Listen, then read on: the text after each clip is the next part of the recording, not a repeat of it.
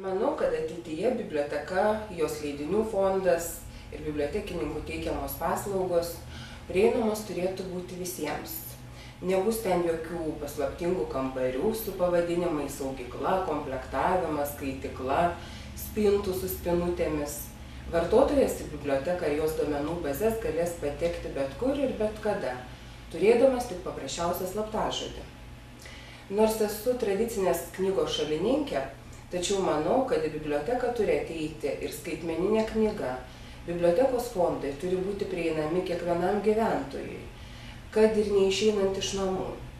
Geras pavyzdys – Europos komisijos iniciatyva sukurta Europeana skaitmeninė biblioteka, nes technologinė pažanga leidžia greičiau ir lengviau patirti skaitymo džiaugsmą ir suteikia galimybę kiekvienam pasirinkti priimtiną būdą tai daryti.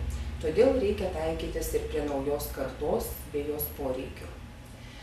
Biblioteka teiks ne tik informacinės paslaugas, bet ir bus vieta, kurioje bursis įvairių visuomenės grupių atstovai, medikai paskaityti pačių naujausių straipsnių apie šiuolaikinės medicinos pasiekimus, verslininkai aptarti savo planų ir patarti, kaip skatinti bibliotekų versliniškumą, prozos ir poezijos mylėtojai pasidalinti savo nuomonę apie perskaitytas knygas, vaikai pažaisti pažintinių kompiuterinių žaidimų, bus rengiamos videokonferencijos su įvairių pasaulio šalių atstovais, siekiant padiskutuoti apie aktualijas ir išgirsti jų nuomonę, skirtingų pasaulio atstovų, kultūrų, požiūrį tam tikrus dalykus.